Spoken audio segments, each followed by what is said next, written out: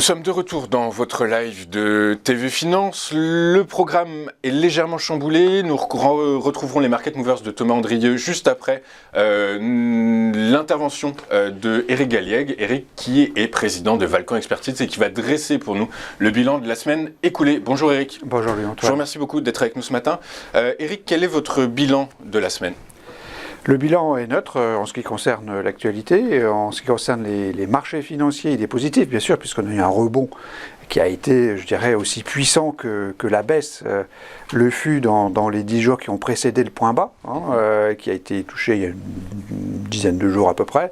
Et donc, c'est un rebond qui, cette semaine, du jeudi soir au jeudi soir, puisqu'on prend cette convention pour ce point, est de l'ordre de 3%, 3 à 4% sur les actions françaises, de l'ordre de 2 à 3% sur les actions américaines, avec un euro qui a rebondi, puisqu'on retrouve le niveau de 1,10, 1,11, après avoir être descendu en deçà de 1,09. Donc un rebond très puissant qui atteint maintenant près de 15% sur les points bas qu'on a pu observer donc, au cours de ces dernières semaines. Depuis le début du mois. Donc confirmation en quelque sorte de ce rebond. Très clair. Ok, merci Eric. Vous allez commenter pour nous l'actualité. On va évidemment commencer par la géopolitique, les négociations en Ukraine. Hier, Jean-Yves Le Drian, donc ministre des Affaires étrangères français, accusait la Russie de faire semblant de négocier. Est-ce que c'est votre sentiment aussi ?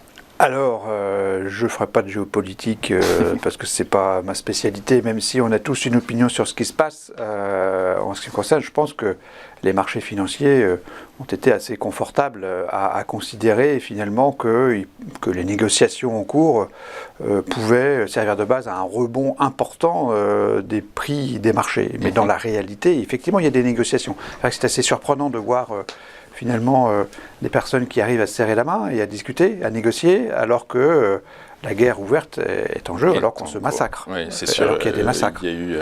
Donc c'est assez étonnant. Il n'empêche, en tout cas, la réalité, la simple réalité de négociation, même si elle est peut-être feinte par Vladimir Poutine, par M. Poutine, c'est quand même plutôt une bonne nouvelle. Donc effectivement, on a mis plus 1 sur la notation de l'activité cette semaine, parce qu'effectivement, mieux vaut que les gens parlent, même si c'est une feinte, que rien du tout.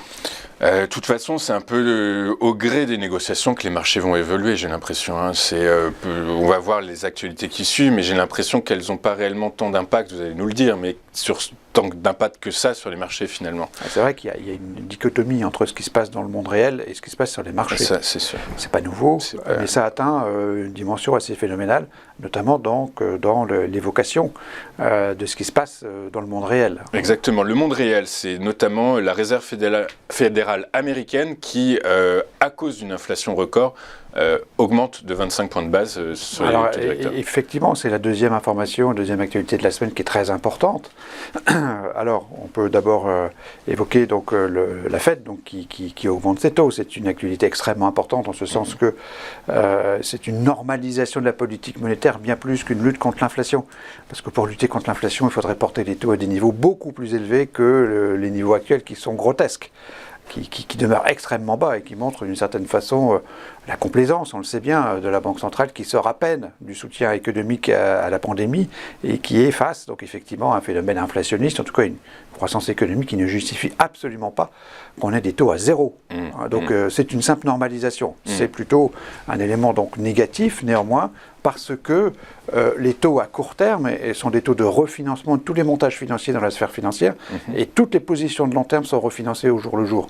Et c'est pour ça que la hausse des taux, au fur et à mesure qu'elle va être confirmée et amplifiée au cours de cette année, va constituer donc un problème pour la sphère financière en tant que telle, alors qu'on peut considérer que c'est un élément de lutte contre l'inflation, mais ce n'est pas le sujet. Du coup, ça risque de ralentir la croissance, c'est ça que vous dites ?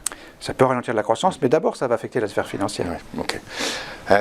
On passe au Covid. Alors, la Chine qui est de nouveau mise face au Covid, et qui fait face à des cas records. Et dans ces zones, en plus, malheureusement, dans les bassins d'emploi les plus importants du pays. C'est une nouvelle, évidemment, majeure pour cette semaine, qu'on n'a peut-être pas assez commentée. Elle démontre les grandes différences qui existent entre la situation de l'année 2020, donc la crise sanitaire, et la crise que l'on vit aujourd'hui. Il y a 2 ans, la Chine était finalement indemne par rapport à la crise sanitaire. Aujourd'hui, elle vit sa crise sanitaire. Indem, ça reste des statistiques publiées par le Bureau national de la statistique. Autant que celles qui sont publiées aujourd'hui. Et donc on a aujourd'hui quand même une vraie flambée. Donc c'est vrai que cette flambée-là, elle est inquiétante. D'abord pour la croissance mondiale, ce qui vient confirmer les forces, enfin le fait que les forces récessives augmentent sur la planète. Ensuite, ça vient augmenter finalement les problématiques de logistique des entreprises occidentales. Et donc ça finalement alimente une forme d'inflation, puisqu'on en a souffert en partie, ou de pénurie de certains composants, de certains sous-ensembles qui sont, comme vous le savez, produits en Chine et réimportés. Donc c'est bien sûr une mauvaise nouvelle que de voir la Chine en difficulté en termes économiques. Évidemment, évidemment. On finit avec la France. La France qui lance son plan de résilience économique. 26 milliards débloqués, c'est gigantesque. C'est un élément important. 26 milliards, c'est plus d'1% du PIB, presque 1,5% du PIB. On ressort donc les PGE, les reports de charges, les aides ciblées sur les entreprises qui subiraient plus directement les sanctions contre la Russie. On se retrouve dans un bis repetita des mesures qui ont été prises pendant la crise sanitaire. Donc bien sûr, c'est plutôt positif. C'est plutôt positif parce que ça veut dire compenser en partie l'impact négatif du choc pétrolier qui pèse beaucoup. L'OCDE a revu en baisse ses hypothèses de croissance en mesurant à moins 1% l'impact de la crise actuelle au niveau mondial. En Europe, c'est plus important. C'est plus important parce qu'on dépend beaucoup plus de la facture pétrolière que le monde d'une façon générale. Donc cette quatrième nouvelle est plutôt positive. Ça montre bien que les politiques budgétaires sont à nouveau en soutien à l'économie, ce qui est une bonne nouvelle. Après, il faut voir comment on le finance, comment ça se réalise, parce que quelque part, on est non pas dans le quoi qu'il en coûte, puisque c'est moins important. Quoi qu'il en coûtera. Mais voilà, on se dit, OK, il y a de l'argent, donc. Et puis notre président, de nouveau candidat, nous annonce 15 milliards de baisse d'impôts. Très bien, donc de la moitié pour les entreprises, c'est quelque chose d'intéressant. Le financement, ça serait des économies pour notre président, mais on sait très bien que c'est difficile. Donc voilà, globalement, donc, une actualité qui est plutôt neutre. Plutôt neutre, on va voir ça tout de suite, effectivement. Exactement. Quelle est, du coup, donc votre synthèse est neutre même, on peut dire. Alors, une forme de neutralité parce qu'il y a des éléments négatifs qui sont d'origine monétaire et économique. Donc, la hausse des taux de la Fed et la flambée épidémique en Chine. 2 points négatifs qui ont été révélés, en quelque sorte, cette semaine. Et 2 points positifs, des négociations, même si elles n'aboutiront pas, elles ne peuvent pas aboutir aujourd'hui. Ça semble vraiment quelque chose de très étonnant. Ça serait très, très étonnant. Et ensuite, la réactivation des dispositifs de soutien, ce qui montre que l'État est toujours là pour compenser donc l'effet récessif de tous ces éléments. Au total, donc une activité neutre. Et cette neutralité vous pousse à donner quelles recommandations d'investissement ? Alors nous, on reste toujours dans une logique de grande prudence par rapport à tout ça. Il faudrait vraiment être stupide pour considérer que depuis un mois, les risques ont diminué. Les risques ont beaucoup augmenté, il faut quand même le dire très très clairement, tant par la hausse des prix du pétrole, que par la réalisation des hausses de taux des politiques monétaires, donc des grandes banques centrales, que par la dégradation de la conjoncture en Chine, que par des révisions en baisse de bénéfices qui sont déjà en train de se montrer. Donc au total, le risque est plus important aujourd'hui qu'il y a un mois. Ça semble assez évident.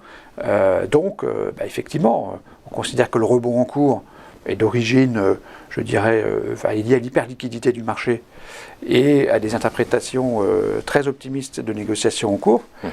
En tout cas, on ne reviendra pas à la situation antérieure dans la mesure où les prix du pétrole restent très très tendus et même indépendamment d'un solutionnement de la situation ukrainienne, les prix du pétrole resteront tendus. Donc au total, nous on considère que avoir un CAC 40 à 6600 points est survalorisé, très étonnant. Alors voilà, ça me trompe à court terme, c'est évident, puisque le marché a réussi à rebondir, mais dans le monde réel, tel qu'on le vit, et pour peu qu'il existe encore et qu'il ait un sens pour la sphère financière, on considère que 6600, c'est probablement 1000 points trop élevé. Ok, très clair. Merci beaucoup, Eric. Merci pour vos éclairages. Je rappelle que vous êtes président de Valcan Expertise et que vous êtes sur notre plateau tous les vendredis. On marque une pause et on devrait retrouver les Market Movers et Antoine Andrieux. À tout de suite sur Téléfinance.